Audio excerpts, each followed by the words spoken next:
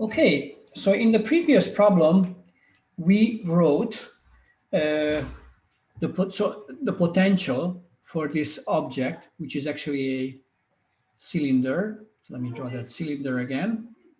Okay, and here I have zero. Here I have zero potential. Here I have V phi Z.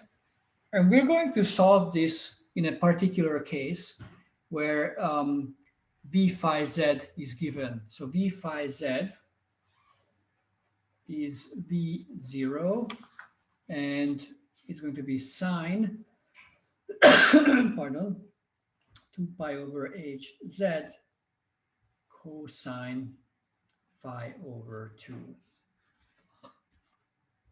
Okay, so that's our and we remember that in the previous set we wrote that the potential in this case has the form of rho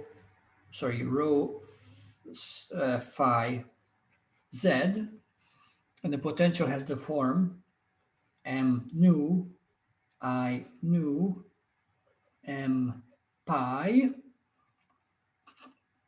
rho over h.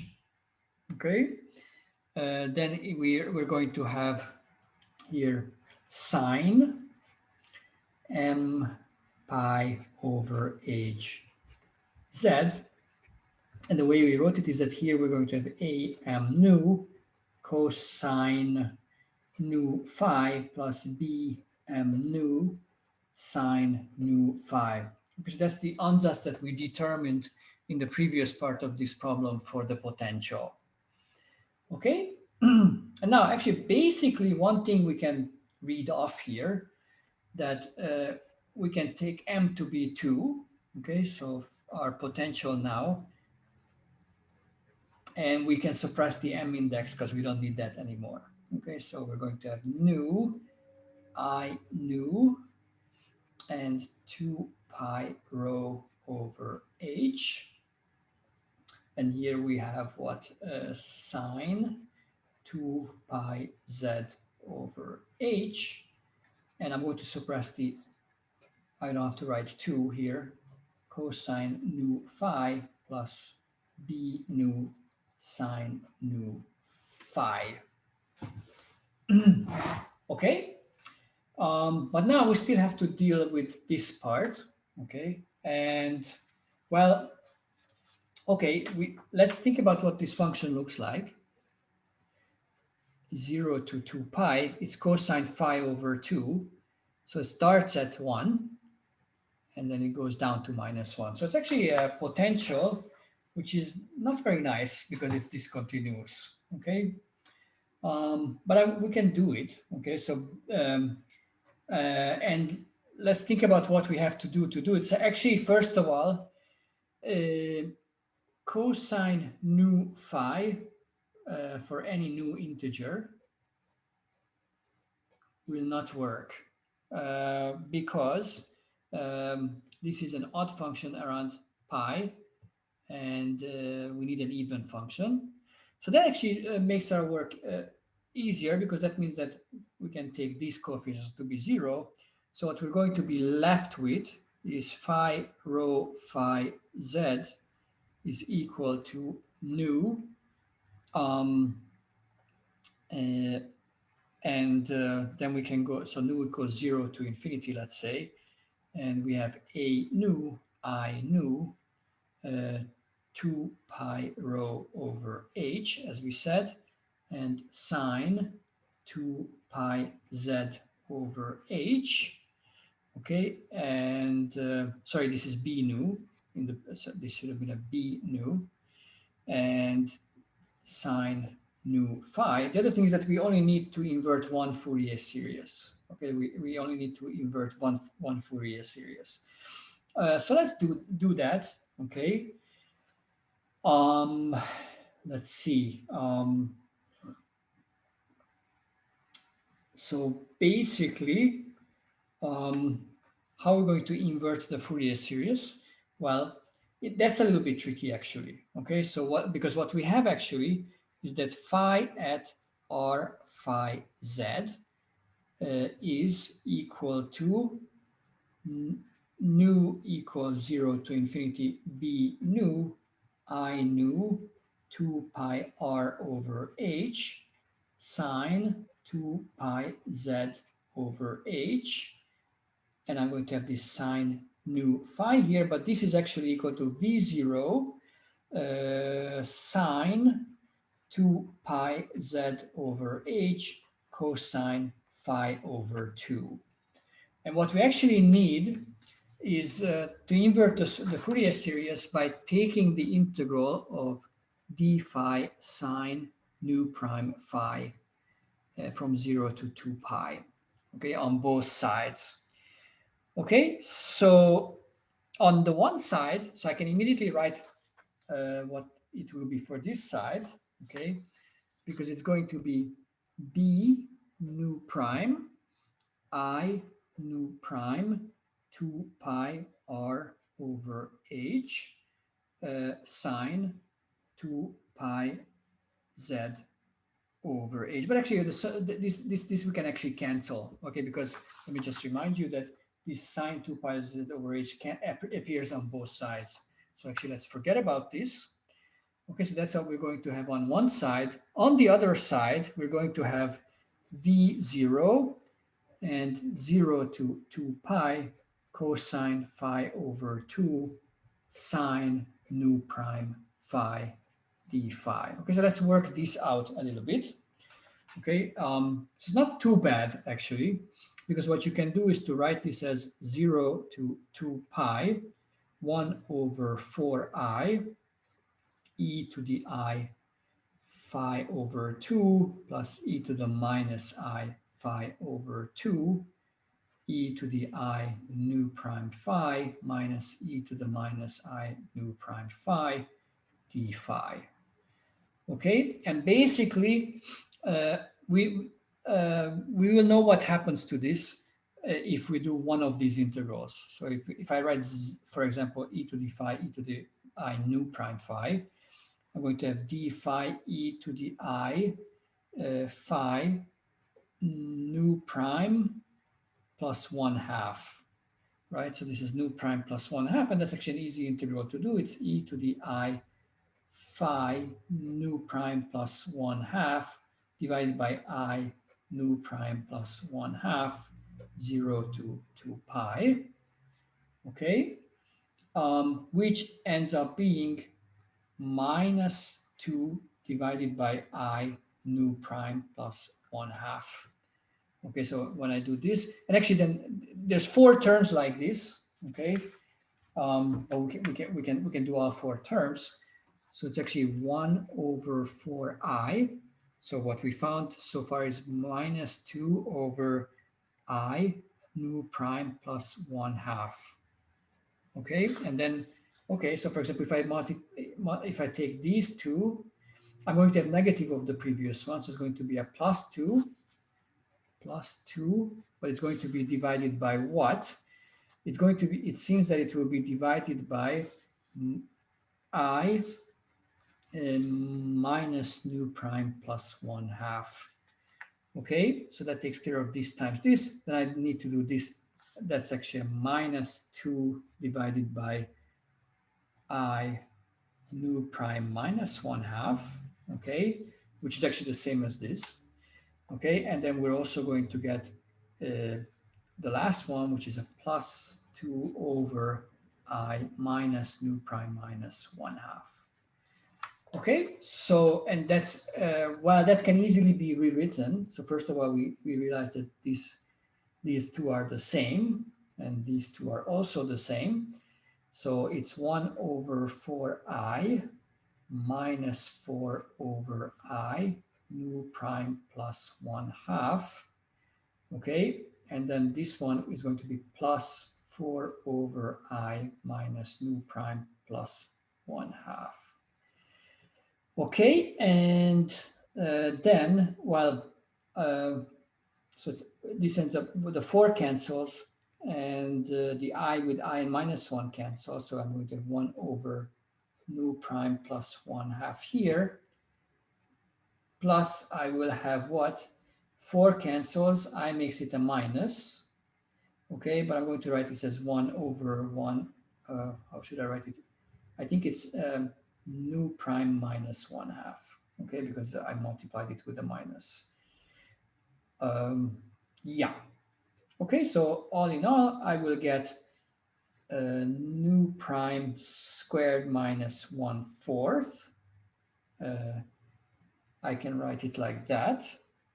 But here I will have nu prime minus 1/2. So it's actually upstairs I will have 2 nu prime. Okay, I'm going to write it as 8 nu prime over 4 nu prime squared minus 1. Okay, so that's what we have. Now we have to, well, worry about what we just calculated. So remember that what we calculated is actually this. So basically my B nu, I nu 2 pi r over h is equal to V0 and this integral, okay, which we found to be 8 nu over 4 nu squared minus 1. Okay, so that actually gives us a closed expression for B nu. Okay.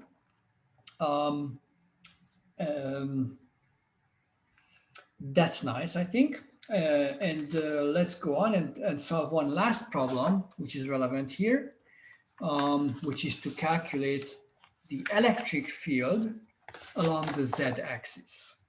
Okay, so electric field along the z-axis.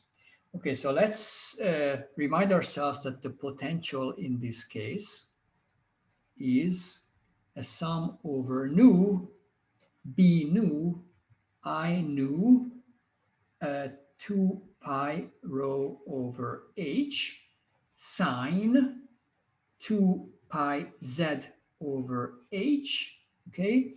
And here, well, it turned out that we have sine nu phi. Okay, so that's actually, and we determined B nu in the previous calculation. Okay, so that's our potential. And what we need now is to calculate, so basically, calculate the electric field, which of course is minus gradient phi on the z-axis. On the z-axis. Okay, so whatever happens, we're going to have to take a rho going to 0, rho going to 0 limit. Okay, so for example, I can take partial phi, partial rho. Okay, and that partial phi, partial rho is nu B nu. Okay, and I'm going to write this as I nu prime 2 pi rho over h times 2 pi over h. Okay, but then I'm still going to have sine 2 pi z, and I'm also going to have sine of nu phi, sine of nu phi. Okay, it makes sense because depending on, well, so this is actually, and well, of course it has to be minus, okay? And actually to actually fully grasp this problem, okay, fully, what I want to do is to go back to what this function looks like, 2 pi rho over h. So I knew x was x to the nu, okay? And x to the nu times j equals 0 to infinity, x to the 2j, 2 to the 2j. And here I had nu plus j factorial and j factorial, okay, the way I've defined this function. Okay, and the important part is, let me actually write this in here. Okay, so I don't have this outside here. So first I'm going to take so I have to take the derivative, which is going to be j equals 0 to infinity, x to the 2j plus nu minus 1, 2j plus nu divided by 2 to the 2j nu plus 1, nu plus j rather, j factorial. Okay, sorry, this doesn't look too readable on my screen, so let me rewrite it. Because so I nu prime of x ended up being this sum j equals 0 to infinity, and here I had x 2j plus nu minus 1, right? And I had here 2j plus nu, and that's, I divided that by 2j nu plus j factorial, j factorial. Okay, and the smallest value that nu can take, recall, is actually 1. Okay, and why is that? Because remember that nu was actually cosine nu phi, sine nu phi. Okay, and while nu equals 0, it doesn't matter. Nu, if you took nu to be 0 here, well, that would give you a constant. But remember that the phi dependence of the potential has no finite constant term. It's like this. It's an even function around pi, so it averages to 0. Okay, so the smallest value nu can be is 1. Okay, but the other important thing is that if you consider this term, okay, and remember that x is actually given by 2 pi rho over h, and we're going to take the limit of rho going to 0. Well, that's easy, right? Because that will leave us with the j equals 0 term only. Okay, that will leave us with the j equals 0 term. So no, well, not even that if nu is not 1. Okay, so if nu is 1, so I prime x, when x goes to 0, in that limit, in the limit of x going to 0, I1 prime x is, well, it's going to be, so it's 1 divided by 2 to the 0, which is 1. Actually, it's 1, right? Because it's nu is 1. So it's a 1 factorial and a 0 factorial. So it actually ends up being 1. Okay, so that's, yeah. Okay, now the other terms though, if nu is larger than 1, then this is actually 0. And the reason this is, well, only if x goes to 0, because we have x to the second, x to the, so a higher order x terms than x to the 0. Okay, so that's actually, that's very nice because it makes our life a lot easier. So actually so the radial component of the electric field, so the radial component, let me call it E rho, along the z-axis appears to be minus b1, and this turned out to be 1, 2 pi over h sine 2 pi z over h, okay, and sine phi. So that's the radial component. Okay, the other components are actually similarly easy to determine. Okay, so let's okay, the z component is very easy. Okay, but we will do it. Okay, so let's say the z component is, so the z component is, I'm sorry, there's no minus sign here. The z component is minus delta phi delta z. So that ends up being, it seems, nu equals, well, 1 through infinity. I don't know the answer, but we will, so I nu 2 pi rho over h. Okay, and well, the thing is that if the smallest nu can be is 1, well, this term will give a 0. Okay, so we don't even need to continue this calculation. Because if rho goes to 0, this term here will give a 0 from what we figured out before. Okay. And similarly, the same thing will happen with the other component. Okay, so we have okay, so basically our along the z-axis we have a